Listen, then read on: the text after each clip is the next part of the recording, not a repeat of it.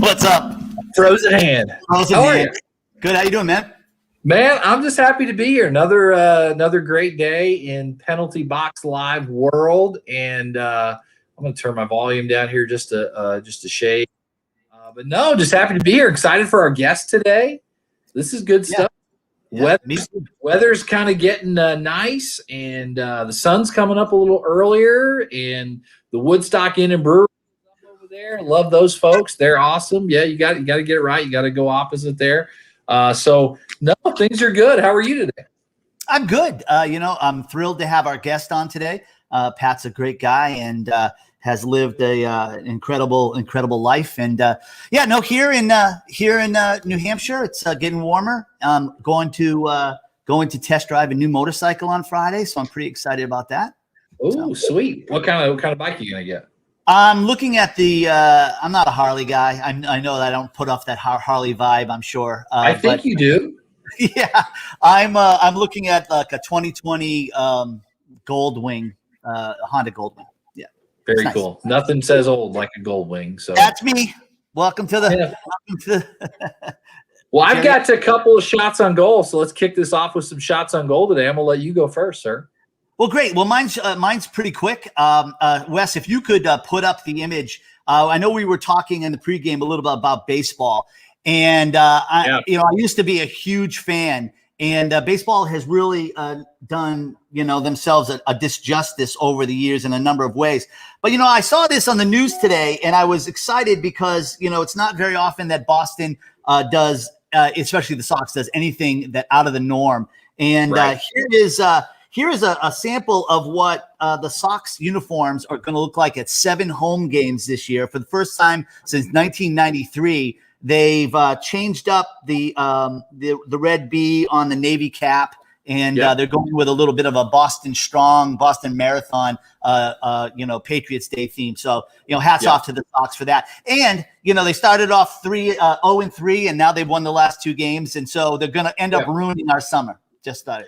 Yeah, I feel you on that. I saw that yesterday. I saw the uniform, and I like I said, Oklahoma football is that way. Like nothing ever changes on their uniform, and so something like that just seems crazy, absurd, and nuts. But I like it. I want to throw out a little shot on goal here. I guess maybe a little love to our guest Bill Haston, who was on a few weeks ago.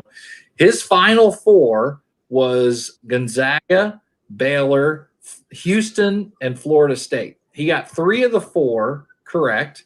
He got the final 2 right, and he picked the winner. So wow. Shout out to Bill Haston, a little shot on goal for that. But Gonzaga, they roll into this undefeated. I think they would have been if they'd won the first team in like 45 years or something like that, or since 1945 or something, to go undefeated and win the title. And they just got ran out of the gym Monday night. Well, I think that last second. I think that last second shot, was that was it, to get them into the finals. I think their luck ran out. Yeah, no doubt. So I got one more. Go ahead. What else you got? I'm done. That's it. That's what I got. Oh, well, I've got one more in the world of like really bizarre, weird stuff that intrigues me a little bit. And Wes, if you could throw this video up, Miss Sri Lanka was crowned this past week. And if the video will play, they this is the lady right here that they're putting the crown. Is that the beginning? No, the lady, they just took the crown off of her head. She won, and then she was automatically disqualified because she had been divorced.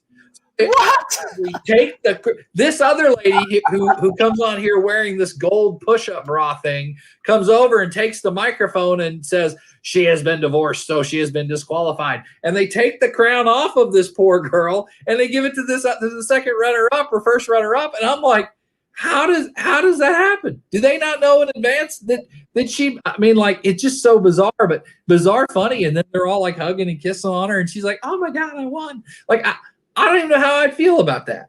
Well, what was it, Vanessa Williams that was Miss America that back in the late 80s that, was Miss America for a second before some stuff came out. But she at least got to keep the crown on for a little while. Yeah, keep the tiara, right? I mean, and right.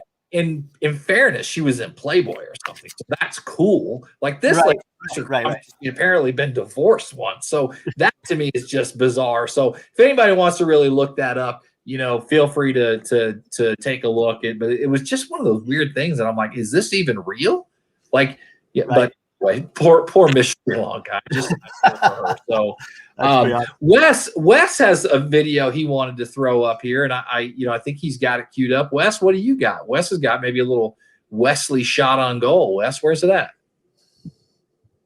Oh, so this is Jack Black and Jimmy Fallon redoing a little Extreme on, not an SNL, on the Jimmy Fallon show, which kind of into our guest a little bit today. So, but we'll have to get his opinion on that. But this was actually really good. Well, I'm sure that they didn't record it live. No, and Pat wasn't there with his feet kicked up, doing this with a lighter either. So no, I think that's actually him down front. I have a feeling. I don't know. It might have been. Well, I don't have any more shots on goal. So if you want to introduce our guest, let's roll with this thing. Great. Let me introduce. I'll tell you, we're great honored to have Pat here today. Pat is one of the founding members of Extreme, an American rock band formed in Boston, Massachusetts, in 1985. He joined in 1986. They had some great success in the 80s and the 90s with him, Gary Sharon, Nino Bettencourt, and Paul Geary. They released 5 studio albums, 2 LPs in Japan, 2 compilation albums since their formation. Again, one of the top-selling rock bands in the 1990s, and we're thrilled to have him here today. Hey, Pat. And he's in a cave. I'm in. I call this place the Pat Cave. Nice. Yeah, it's my humble little recording studio. It actually looks a little darker than when we were on earlier, but yeah, I think you did that on purpose. Yeah, well, I'll be more mysterious. You're gonna have to get one of those lighters. I gotta call Alfred, see when he's gonna pull up. Get your car warmed up. I wanted to kick this off with a question. Like, in the 80s and 90s, you're in the rock bands, and I think maybe Extreme, because of More Than Words, kind of maybe got a little bit of a weird rap of being ballady type guys when you guys were kind of more rockery anyway. But like, how was there like an arms race to see who could have the biggest hair? Well, they did call the era of bands hair bands for a reason, Right. But it was a fun time. All those bands from the era where late 80s, early 90s. It was just a fun time where the guys had more teased up hair than the girls did, My sister in the 80s used Aquanet. I mean, were you an Aquanet guy? How did you do? No, it was just purely based on the teasing methods. There was not a lot of hairspray going on. Gotcha. Okay, all right. I was just curious. So Pat, let me ask you. You graduate high school in 1985. In 1986, you're in Extreme. In 1987, you land a record deal, and in 1989, you're touring the world. How surreal was that? It really, you just hit the nail on the head. It was surreal. It was you grow up listening to all the classic rock bands. We grew up on Aerosmith, Van Halen, AC/DC, so I went to the Boston Garden and I saw all those bands, and I always dreamed of, someday playing there, playing, big stages. And, it was like the prepared met the opportunity. None of us really went to college none of us graduated college, I should say. And we basically just threw ourselves at rehearsing every day, writing songs, recording.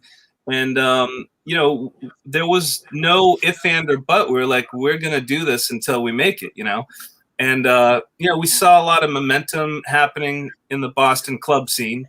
And we're lucky enough to hook up with some people that had our demo tapes heard by the right people. And they'd start coming and seeing us at the clubs and saw the packed house, a lot of fans there that we had made locally. And, like you said before, it wasn't really that long after I had joined. I was the last guy to join the band. You know, the guys had some momentum before I joined, but you know, wasn't long after I joined that, you know, like we did have some showcases, and before you knew it, we were off to the races. You know. When did you first pick up a guitar? I'd say about 8 o'clock this morning. Okay. I played guitar when I was young, like middle school. You know, my older brother played guitar, and he played acoustic, and you know, he was more into folk stuff, and you know, Beatles and a lot of the English invasion, the British invasion stuff. Yeah. So I was exposed to music at a very young age, and you know, I guess I started guitar lessons when I was like, you know, in middle school or something, and then switched to bass, you know, right before I joined, you know, around high school. Were your parents musicians? Neither of my parents were. No. Interesting. Seems like a lot of musicians that are very, very good, they have some influence, you know, from a parent. But was your brother a pretty good influence on you? Oh yeah, my brother was a big influence. My aunt, actually, my dad's sister, she was the one that gave us our first guitar. So you know, I think again, just being exposed to a lot of great music when I was young, you know, Beatles and Stones, The Who, all that stuff had a lasting impression, you know. And then I used to rush home from elementary school just to catch the Monkees on TV. So I was like obsessed with, you know. You took one of my questions. You took one of my questions. I was going to say, could you explain how the Monkees were a big influence on you? I swear to God, written right there. I mean, yeah. I mean, it was, you know, that was kind of their little videos within the show was kind of the birth of, you know, music videos.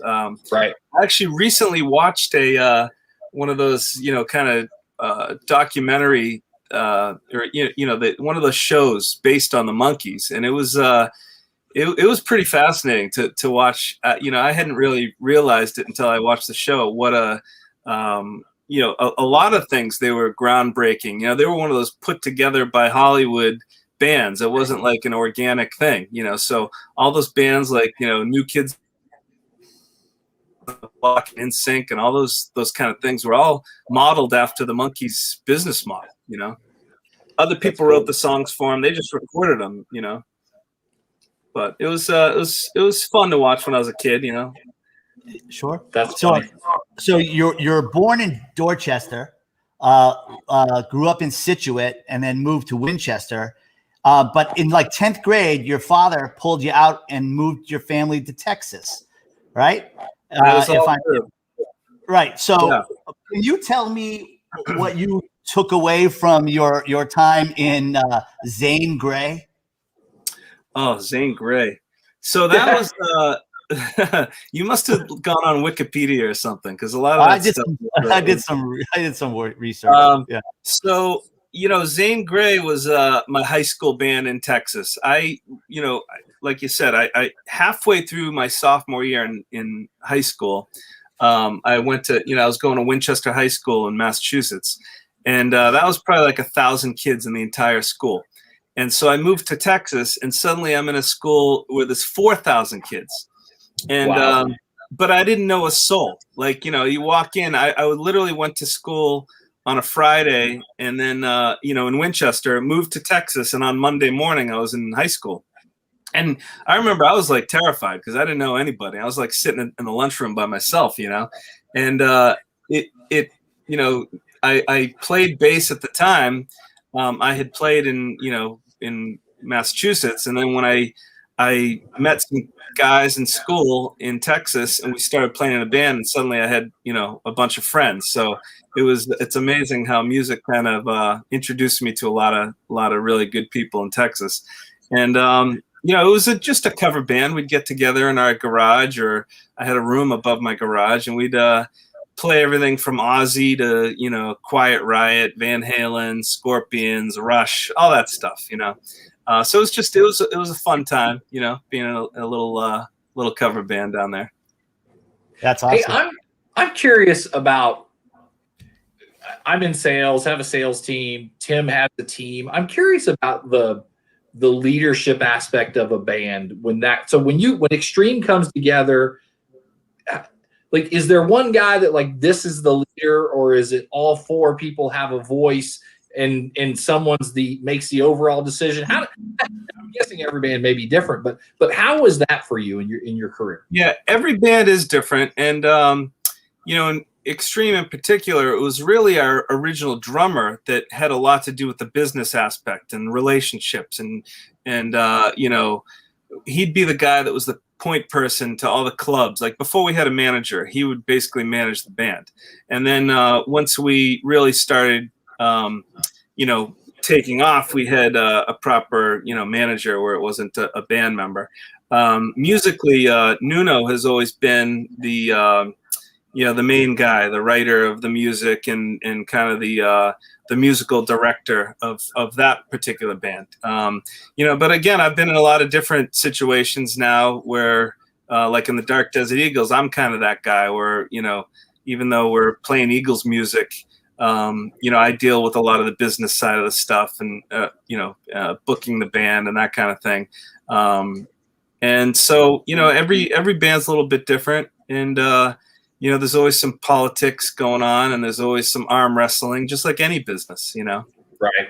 You learn each other's strengths, each other's weaknesses, and hopefully try to capitalize on, like anything. You try to get the guy that does, the best at certain aspects of the business. They handle that kind of that part of it. Any fisticuffs on decisions or anything like that had to be made? Oh, there's always arguments and, some, like that's what creates tension. But sometimes tension and sometimes, not agreeing can be for the benefit of right. any project or any business or, things. It's not always just rainbows and unicorns. It can be, black jelly beans. Yeah, it can be black jelly beans. Clive Allen. Clive is watching us from England. He's a friend of mine who lives in England. That's a great segue. You had mentioned in an interview once that your Dark Desert Eagles, you used to being Scotty in the engine room, and now you're Captain Kirk sitting in the chair. All of those decisions all fall on your shoulders, and now you get to, sing lead, which is something that I know you're very good at, and something that you probably wanted to do during Extreme as well. Talk about that a little bit.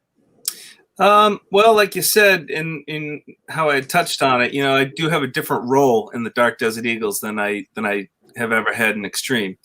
I always sang background vocals in Extreme, and I've played bass for 30 years in that band. But now in Dark Desert Eagles, I'm getting to play rhythm guitar, a little bit, of lead guitar, and I sing all the vocals. So I'm singing all the Glenn Frey and the Don Henley songs.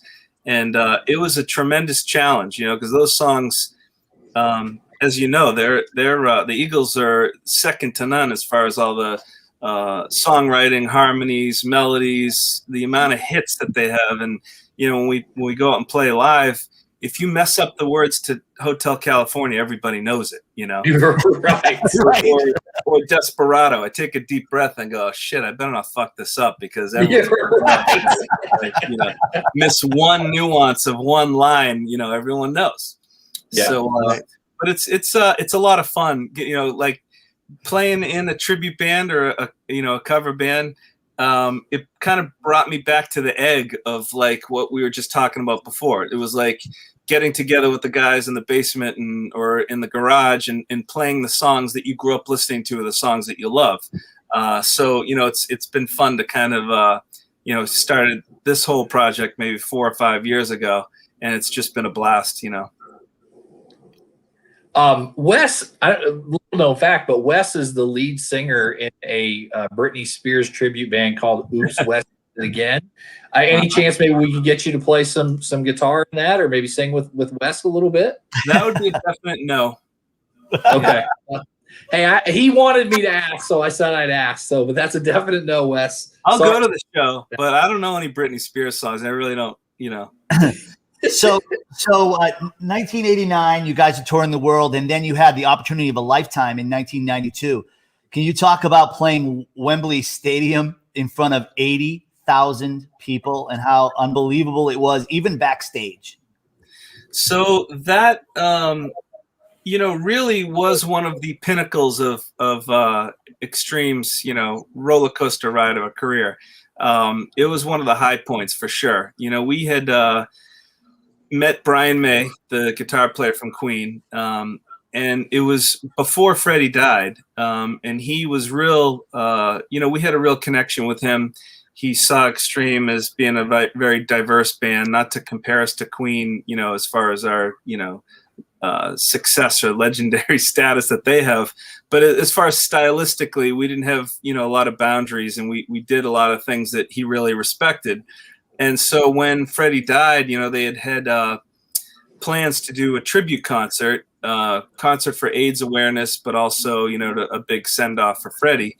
And, that was another surreal moment where, they had 4 bands open the show during the day, and it was 80,000 people at Wembley Stadium where, I don't know if you've seen the Queen movie recently, the biopic, where it ends with them playing at Live Aid on that stage.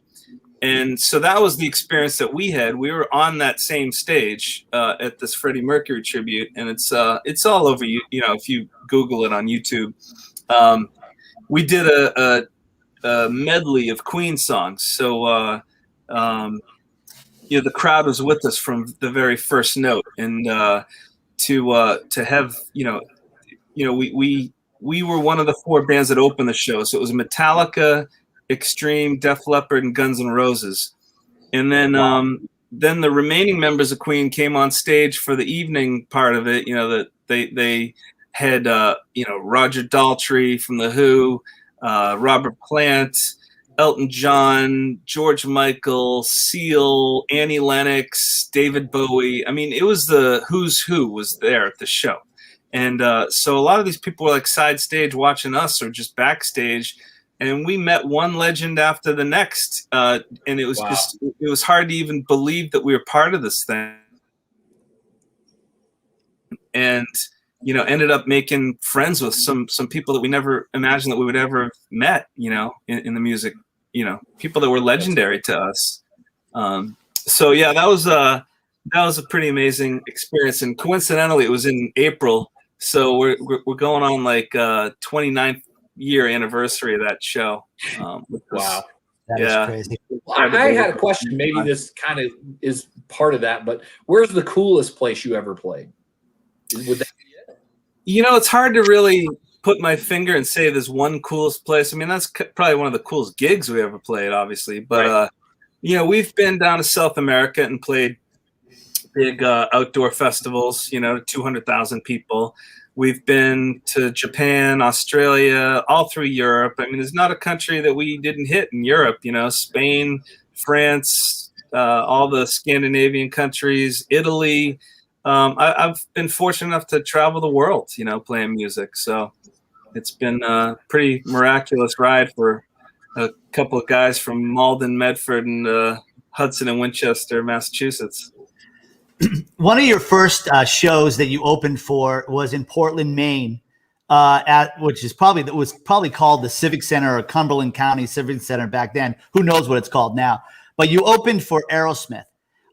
Something happened during COVID that if you could tell everyone what might be happening again in 2021, but kind of was the dagger of COVID for you and your group.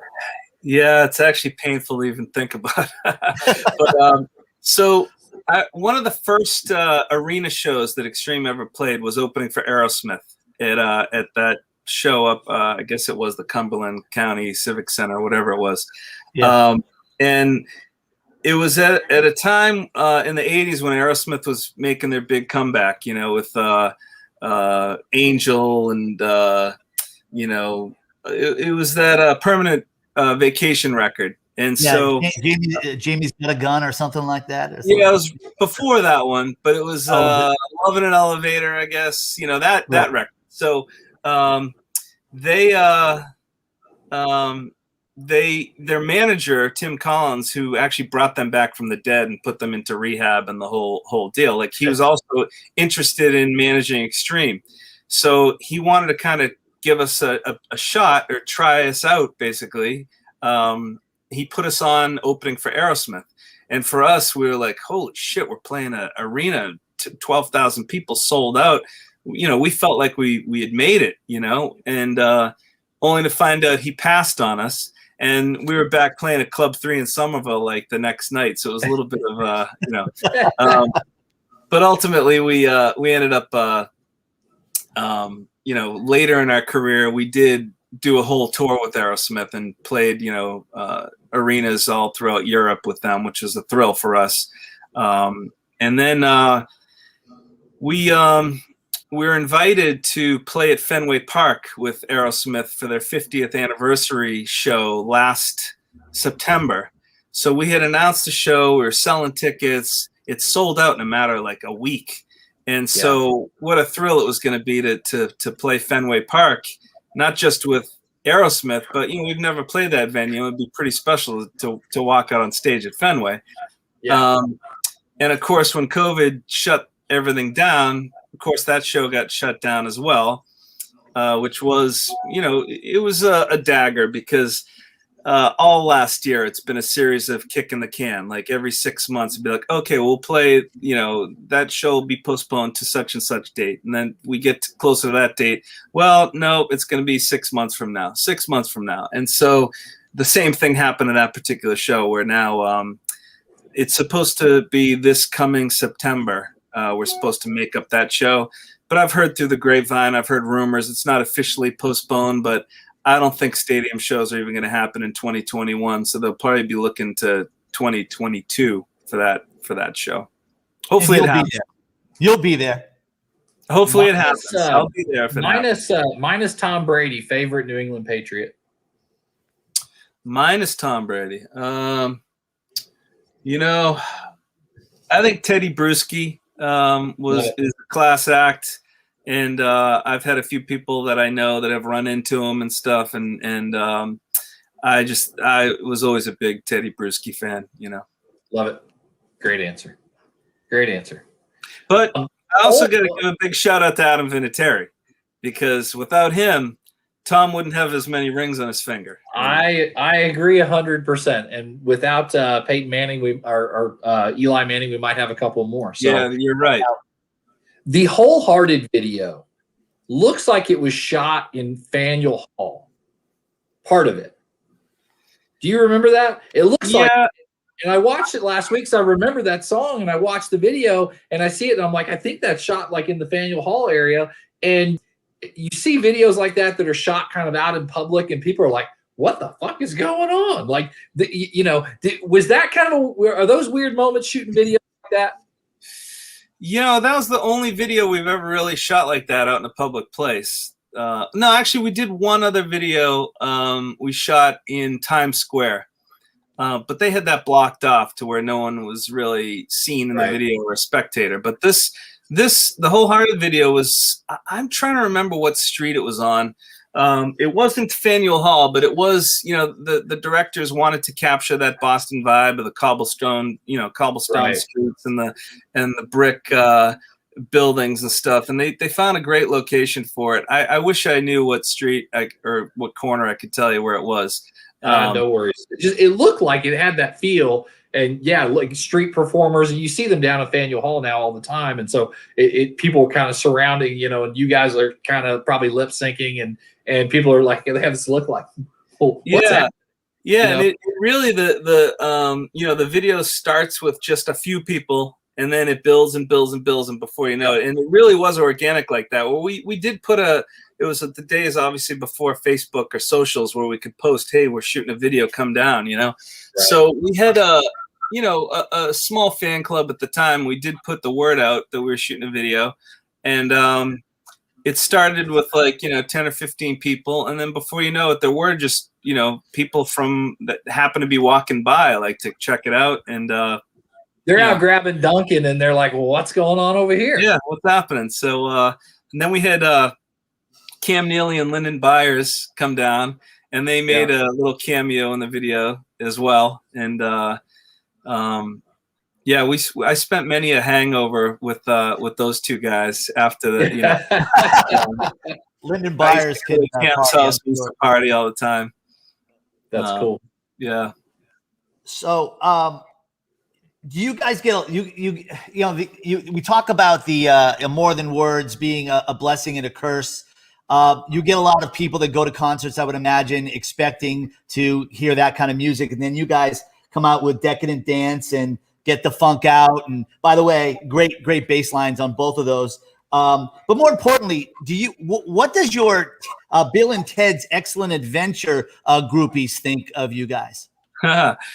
So, well, that's kind of two questions. So right. The more than words thing, yeah. I mean, how can you complain about a number one hit in the not just the country, but that song was number one all over the world.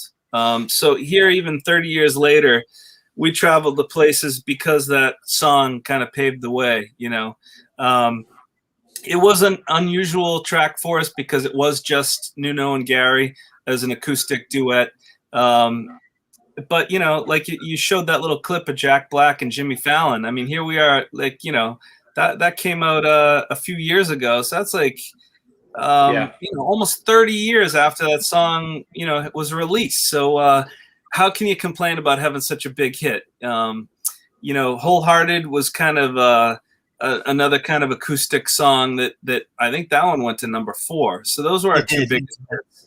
Where most of the other stuff, it was a kind of a different representation of the majority of our songs is much more hard rock, more like, say Aerosmith meets Van Halen, with a touch of Zeppelin in there, So,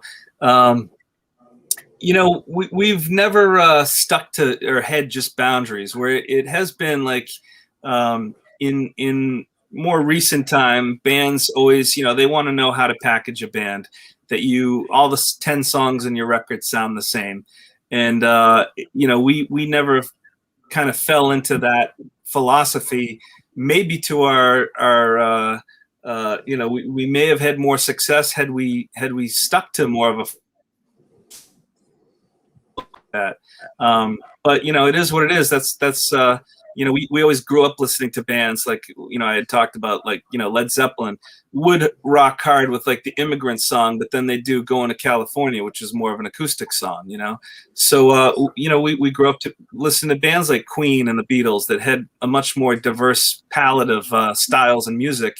And, that's kind of what what we've always done in our careers, had, different styles thrown onto our albums. Then the other part of your question was what? The Bill and Ted people? That was another, like, the first thing that we ever released, even before our debut record in '89. We were on the Bill and Ted's Excellent Adventure soundtrack, and in the movie, I remember going to the movies to see our song "Play with Me" was featured in the movie, in the climax of the movie. In the ice skating or in the mall scene at the end of the movie. So that was fun at the time, Yeah, I bet it was. COVID changed the world for a lot of people, obviously, but I'm curious from and you kind of talked earlier about, the Aerosmith Fenway show, but how do guys like you that are doing local bands, how do you survive during COVID? Like, how did you adapt, and what did you do different to financially keep money coming in?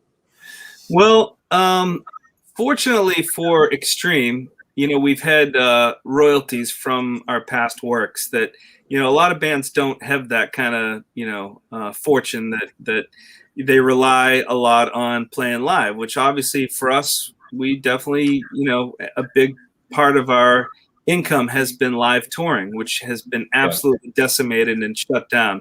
So, I feel for the bands that's their sole source of income. It's been if you had told me January last year that I would only play 2 or 3 shows for an entire year, I would have said you're crazy. I mean, am I gonna someone's gonna break my arms or what? So it has completely devastated the touring industry, and not just the musicians, but I have a lot of friends that are road crew, sound engineers, drum techs, where everybody's just completely hurting. They're taking jobs at Amazon warehouses and stuff just to get by. So it's had a huge impact on the entertainment business, and even the club owners, people that own theaters, the agents, people that work for Live Nation, some of the biggest, they've been furloughed and waiting to go back to work, and it's just been really devastating to our industry. When and if Extreme ever tours again, which I'm sure it will at some point. I mean, you've got your solo projects, you've got Dark Desert Eagles. Will you demand a ukulele solo? So I'm more likely to have a ukulele solo in Dark Desert Eagles than I would be in Extreme. But it's funny you bring up the ukulele thing. We were talking about before we went on camera, but I've decided that it's always in February, March, and you know how it is here in New England. It's depressing. So right. It's dark. Winter's dragging on. So I've had the good fortune to with Extreme, we've done the Monsters of Rock cruise a bunch of years in a row. We've been on the Kiss cruise, and I always get a taste of the tropics in February, or I've gone on vacations or whatever. So I was unable to do that this year, so I decided to have the tropics come to me. And so if I was going to be locked in my studio, I thought to myself, why don't I just do something completely different? I wanted to learn a new instrument because I have a lot of time on my hands. And so I picked up the ukulele for the first time, which has been so much fun to learn something new. And you can't help but smile when you play a chord on that thing. It just has this positive, cool energy to it. And so I started doing cover tunes in the style of the tropics. And I'm making a solo album called Jump the Shark that is all just ukulele songs, but it's all fun songs about the tropics, or in the style of little reggae or Hawaiian music, and it's just been fun, just to record and do something on my own where I'm just quarantined, and I like I said, I just brought the tropics to me since I couldn't go there. I'm the guy that's going to ask, can you grab it and play something for us or what? Let's see. This will be a penalty box first. I got one. I don't know if it's a tune. Well, that's all right. We won't know.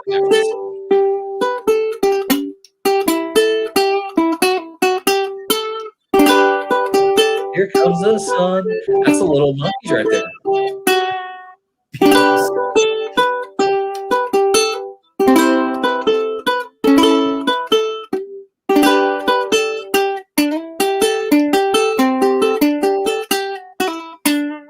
That's it. That's awesome. Nice. We could get a little Britney Spears with that too, I bet. Yeah, this one's carbon fiber too. You see this thing? That's wild. Wow. How light is that? Oh, things like a feather. But it was a Kickstarter. This company made these. It's called Close, and they made these little carbon fiber guys. So I have a couple of ukuleles that I've bought this year, but it's been fun just recording. Well, that's you mentioned the tropics. Does your fish back there have a name? Oh, the fish in the tank? Yeah. Does your fish got a name? Or is that I don't name them. I got probably 6 or 7 fish in there, but they. Oh, okay, I can see the big one floating around. I didn't know if that was what you called them, so or her. Yeah, I haven't named them, but they that one actually picks on the rest of them. He's funny. He's pretty aggressive. We got to talk alpacas. All right. That was That was my question. We got to talk alpacas. All right, I've Okay, got an alpaca question. So we want to hear about how you came about being an alpaca farmer, because you must be pretty handy around the farm to actually. I know you got horses and those kind of things as well. But that could segue into how handy you were helping Roger Daltrey put together a grill at his house. Could you explain that after you talk about how handy you are around the farm? All right. Well, those are definitely another. You guys are good at coming up with like 2 or 3 completely different questions and all rolled into one. So I, at a time when Extreme had taken a long hiatus, we had kind of broken up for a while. The late 90s into the early 2000s, I was looking for something else to do. I had a couple bands that I had joined after Extreme broke up, and of course it's tough to make it back to the top of Everest, So I just said, I want to do something completely different, a new business, a new lease on life.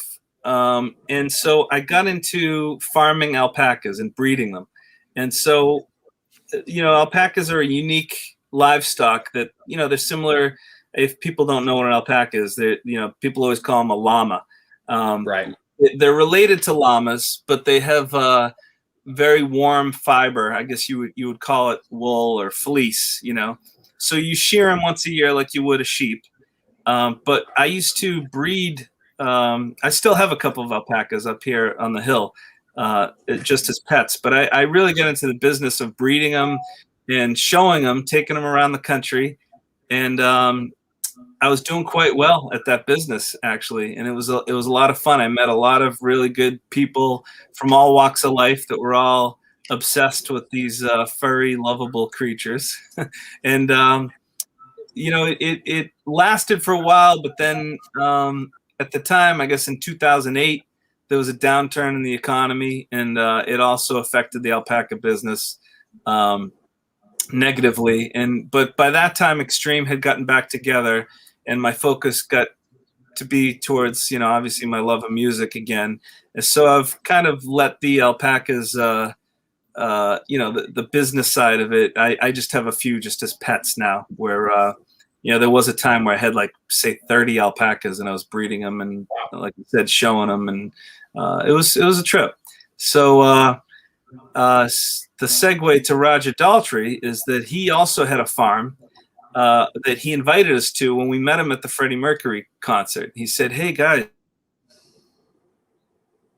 come to my house for a barbecue. My kids are big fans of you. They'd be thrilled if you come over to the house." And we all looked at each other like, well, of course we're going to go to your house and hang out for the day. And that was an amazing day as well. He had cows. He had a trout pond, beautiful English tutor on hundreds of rolling acres in like Sussex, England. We took a train from London down there, and he picked us up at the train station. And next thing you know, I'm standing there with a shirtless Roger Daltrey putting together a Weber grill that he had just bought. And I'm literally, me and my tour manager, we're sitting there with wrenches with Roger putting together a grill. And, sometimes I tell these stories to my friends and they think, I just got to be completely full of shit. Like this never. But a friend of mine actually had a video camera, and I have footage of Extreme like hanging out with Roger at his house. So, there's been some real mind-blowing, experiences that I've had personally, or that Extreme's had. Another one, Gary, the lead singer of Extreme, had joined Van Halen for an album. So he invited me up to 5150, which is Eddie's, obviously his famous studio. And so I spent a week up at Eddie's house hanging out with him. And R.I.P. Eddie. He was a tremendous, a great guy. Had his demons with alcohol, and obviously was a chain smoker, which obviously probably led to his cancer and his him passing away last year. But we were all devastated. he was a friend. I hadn't spoken to him in years and years, but the time I was up there, he was very gracious and very kind, and had probably changed rock guitar and rock music more than anyone I can think of since, their debut record came out in '78. So that was another surreal moment, just to really be able to, hang out and spend time up at 5150. We've been very lucky to meet some of the legends that we grew up listening to. I mean, Pinch Yourself is it's even beyond that. I mean, must be like a movie. Like, how did I get here? It really was at the time. Yeah, absolutely. Right. And I look back to it and say, how did I even end up at Eddie Van Halen's studio? If you told me that in 1984, when I was in high school, listening to Van Halen and cranking it in my car on the way to high school, that I'd actually be up there, hanging out with the Van Halen guys, I would have said, you're absolutely fucking crazy. How could that ever happen? I've been listening to a book that I just finished up, Tim, the one that George Henderson had recommended. It was called Risk Forward. And I was telling my 9-year-old daughter this morning, I was talking to her about, you've got to learn to take risk in your life, because you have to have action in your life. I mean, was some of that by plan, or was it just like, hey, here's an opportunity, let's just go do it? What do you think, if you look back on that, ended up at Eddie Van Halen's house? How does that happen? Oh, well, obviously that was just a series of just by chance encounters. Like, Extreme had a manager who also managed Van Halen. So when Eddie and Sammy Hagar had a falling out and Extreme had just broken up, Gary had, the opportunity to go audition, and the contact through the manager. He's like, hey, you want to go audition for Van Halen? And Gary thought at the time, I'll go up there and sing, but it's never going to happen. They're never going to want me. I mean, I'm just like this guy from Malden, Massachusetts, and before you know it, Eddie falls in love with him and his personality. And he called me and said, I think I got the gig. I think I'm going to be singing for Van Halen. And wow. Yeah, so it was just like by chance, kind of like, who and prepared met the opportunity. When that happens, and you guys have been broken up for a while, when that happens, you're genuinely happy for your friend, or going, oh, well, that's the knife in the heart of Extreme? I knew that the band was over, so it wasn't like I had this hope that, and Gary wasn't responsible for, Extreme's demise at the time. So I was happy for my friend. I'm like, dude, go do this, go, and a fringe benefit for me was access to my favorite band in the world. Like, I grew up listening to Van Halen. To this day, I can say that that's my favorite, hard rock band. And, so to get to know those guys and meet those guys and hang out at their concerts and to be on a first name basis, it still is surreal. Like, we come when Sammy Hagar and Michael Anthony come to town, or we've been asked to go play shows with them, and we're hanging out with those guys, and we're on a first name basis. So again, I would have never imagined when I was in high school that I'd be buddies with or text, with the guys that I grew up listening to. Right. Well, you're an accomplished musician yourself, but if you had to talk about your influences, would you say, I'll give you a list: John Entwistle, Geddy Lee, Stanley Clarke, Michael Anthony, Chris Squire. Who would you say would be your the person that motivated you the most to play bass? Oh, it's tough. We have this thing as musicians, and we always talk about who is on our Rushmore of, whether it's drummers, singers, guitar players. And I'd say of my 4 favorite bass players that would be up on my Rushmore would be Paul McCartney, John Entwistle, I would say probably Geddy Lee, and John Paul Jones from Led Zeppelin, as far as my favorite bass players. Cool. I can't put my finger on one guy because, obviously they all have unique, playing styles and quality. But, again, if I were to put my finger on one band, probably Van Halen. as far as a hard rock band, of course, Led Zeppelin, the Beatles are, even at a whole other level of legendary status. So, you can't really, say you have one favorite over the other, What's your favorite movie you've seen lately? My favorite movie, it's funny. I'm not a big movie guy. So, I guess I've been more into, like Netflix series and that kind of thing. I'll take that. What do you got? Well, I think on my Rushmore of, series, cool. Breaking Bad is going to be one of my favorites of all time. Love it. Yeah. I just finished watching all of Breaking Bad. I'd never seen it before. I just watched it during COVID, and I absolutely loved it. Tremendous, wasn't it? Yeah, and I started watching Better Call Saul, which is kind of the spinoff from it, which is pretty. I actually kind of liked it a little better, honestly.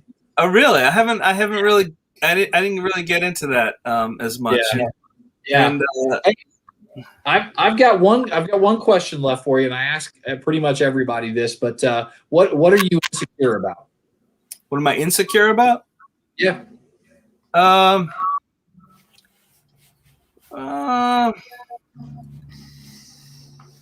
don't know. I mean, I guess like everybody else, when you put yourself out there and even playing songs live or whatever, you always want to strive to be better. And I'll hear something back. You know how people always if they hear their own voice back or see themselves on camera, like, oh my God, I can't believe that's what I sound like, And the same thing, if you're a musician and you don't feel that way, then you're never going to improve or get better. You always like have to critically listen to yourself.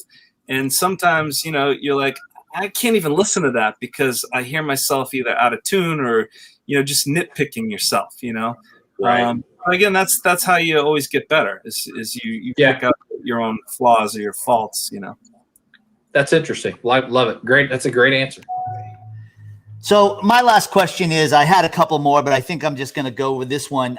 You've played all over the world, and the count that I ended with was like 128 major concerts all over the world over the decades, with Extreme. But you played in places like the Club Casino, which has amazing history. If no one knows that Benny Goodman played there, Led Zeppelin played there. Now the Doors, Dark Desert Eagles is going to play there. Do you like the smaller or the larger venues, like House of Blues and those kind of things? I like the smaller. Hampton Beach is always fun because it's just usually you play in the summer and it's a hot, sweaty, energetic crowd. And I'm so looking forward to July 10th because, it's been a long road with COVID with, not just for performers, but for people. There was some sort of a survey of what people missed the most about, while they've been on lockdown. And I think the number one answer was live music. So I think by July, people are going to be just so psyched to hear music again and be out and, hopefully, by then there'll be some herd immunity and people will be vaccinated and, these shows will actually happen and not be kick the can like another 3 months or 6 months. But I'm confident that July 10th will happen at the Casino Ballroom.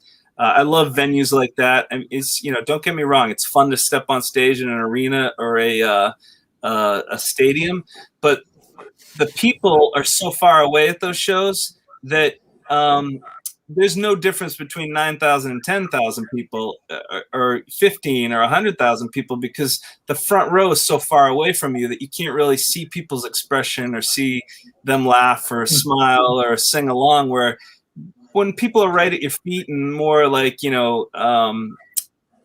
closer, it's a much more intimate feeling and there's a more give and take with the audience at some of the smaller shows. So that's been my experience. It's fun doing, places like Hampton Beach. People are going to be so starved for music by the summer that Wes did it again, may even get a gig. There's no telling. Yeah. There's just no telling. So when Wes comes out with that snake wrapped around him like Britney Spears, holy crap, things get going. I'm just saying. We have a few other shows that'll be fun too. We got a couple of Connecticut shows coming up in May. That is, it's a drive-in. It's like an outdoor thing where you get the parking spot next to your car. We have a few dates coming up. They'll be on darkdeserteagles.com, which, there you have it on the screen, coincidentally. So, but there'll be, we have a few announcements coming up. So if people check back to that website, we got a few, and if you love the Eagles, the catalog is obviously, we play all the hits, we kind of do the 70s version of the Eagles, where it's when Joe Walsh first joined the band. We do some of the Joe Walsh solo stuff, or like Funk 49 and Rocky Mountain Way and that kind of stuff. But we pretty much do the peak of the Eagles, Hotel California era, and it's just a blast. The show's a lot of fun. Great. I have not yet been, but I was talking to your significant other Mel about trying to get us out there to take it in. Oh, you got to come. Yeah, it is a blast. Like I put on the Fu Manchu Glenn Fry mustache. And, do you really? That is awesome. Oh yeah, we do the full tribute thing because people always say, well, what's the difference between a tribute band and a cover band? But the tribute band, you want that suspension of disbelief that I'm actually playing a role of somebody and looking like someone else. And I can say shit on stage that I couldn't as myself. So I play the part of Glenn Spry, who is the lead singer of the of an Eagles tribute band from 1977. And basically, awesome. Yeah, we've been not to give too much of the show away, but we've traveled through time, and now there's a bit of Back to the Future meets Spinal Tap kind of thing that goes on stage, and we do some we've taken some cues from like the Eagles documentary where there's infighting amongst the band members. There's jokes about drugs, alcohol, sex, all the stuff that the typical rock band shit. It all happens on stage, and it makes it a fun evening where it's not just about getting up there and playing the music. If you want to hear like an Elvis impersonator, you're gonna want to see him in the white rhinestone suit, right? You're not just gonna want to see some guy get up there. So it's a bit of the image also thrown in with playing the music right, and it makes for a fun show. So very cool. Can't wait to see it. Eric, you're going to have to. You were coming to Boston anyways to take in a game, so let's just make it July 10th. Oh yeah, totally, for sure. Maybe we can get a backstage pass.